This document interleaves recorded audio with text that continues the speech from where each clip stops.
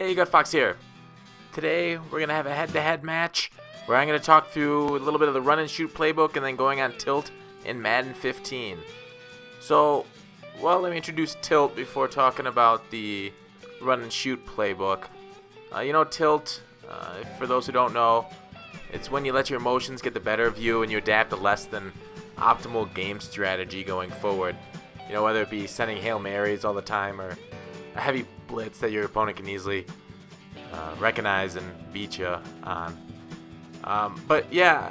So let's get to the run and shoot before I really go into the tilt.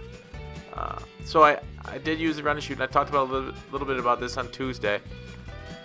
It just doesn't have that many great plays out of it. It's got a lot of option routes that don't really work. I'd say the book's got 4 or 5 great plays.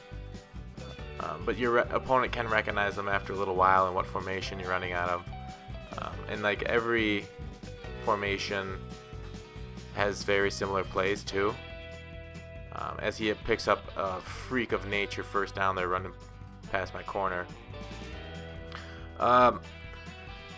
So that's why I decided this is my last gameplay you'll see with the run and shoot playbook. It is not competitive. It's nowhere near the run and gun, which I heard is the best playbook in Madden 15. I wonder what we'll get in Madden 16, what the best playbook will be. But this is a little curl flat combo there. I should have probably gone to the curl instead of the flat. I tailored my team to this run and shoot playbook, bought very expensive wide receivers. That Antonio Brown 99 is my 4th wide receiver. My offensive line are amazing pass blockers. If you aren't amazing at throwing deep, you're going to get shut down by cover 3. I did pretty well. I got shut down pretty well this game because those are really short routes, and you got to be very good at catching them. So that's one of the amazing routes. There's a halfback circle play that had an amazing out combo in it.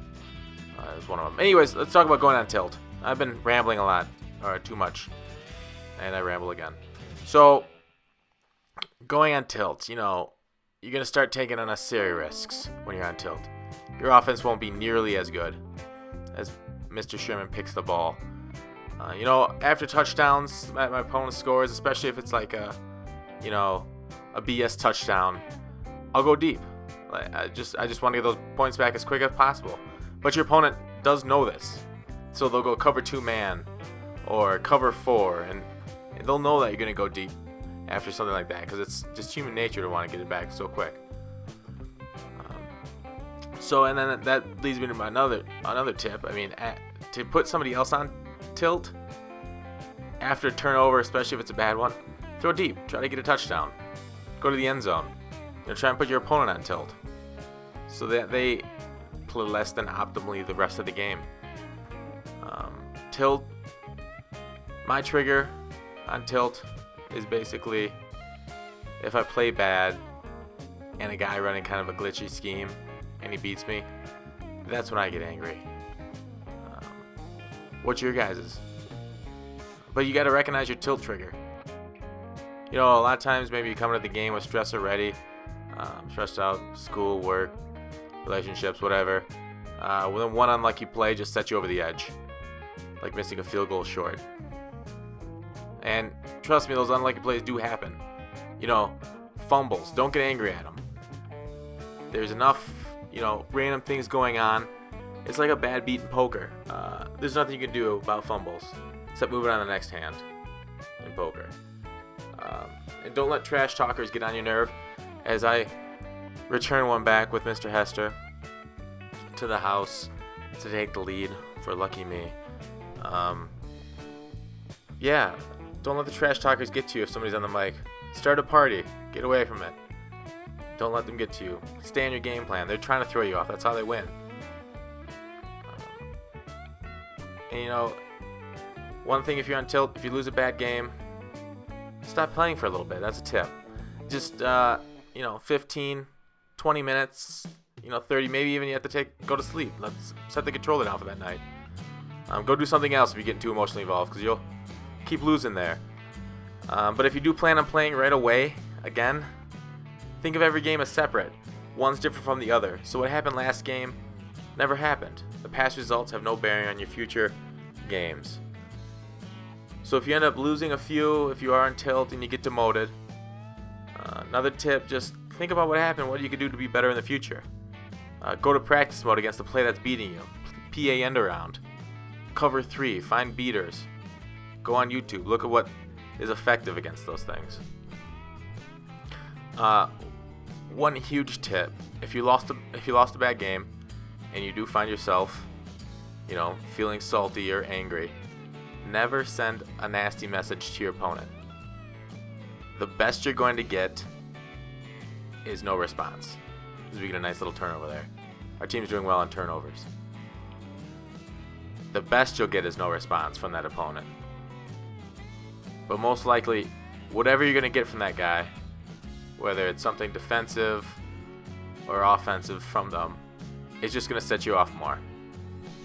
You're just going to get enraged, angry at this dude, and it's going to go, and it's not going to help you at all.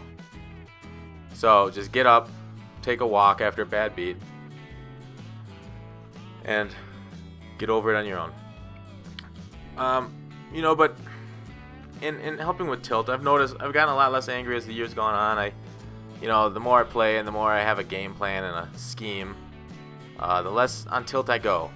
But that's kind of like saying the better you are, the more you win, the less tilt comes into play. So that's kind of a bad tip. Like get a haircut from your kid because they know how to use scissors kind of tip. It's not very good. But yeah, as this game's wrapping up, he's scoring touchdowns, going ahead by 3. Come on here, GutFoxx, you gotta convert. And there's back to the run and shoot. There's no great mid-range passes in this game. There's ins, and there's a screen like that. That's okay. But there's no great mid-range passes that aren't in the seams on cover 3, and those do not work as we convert a nice 4th down. So I go deep to Graham, and I get a nice little one-handed catch over the top. But what do you find is your tilt trigger in Madden? Like I asked earlier, what sets you over the edge? Let me know in the comments.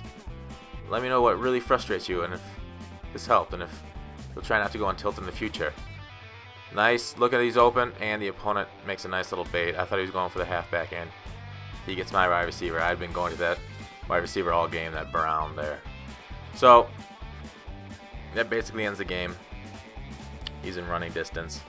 That's how this one ends. The run and shoot playbook ends ingloriously with a last-second field goal. Actually, wait, did I spoil it? I'm sorry, guys. I had a couple more shots at the end zone. What am I doing? GutFoxx. What am I going to do? Spoil Citizen Kane next? I had a return for a touchdown earlier. I could have, but he's smart. He's going deep. So I need to get a couple yards, get a nice shot at the end zone here. So here it is. What did I do? B was wide open. Oh my gosh. Did you guys see B? That's it. I'm on tilt. I'm leaving this game. Thanks for watching. I'll see you tomorrow, guys.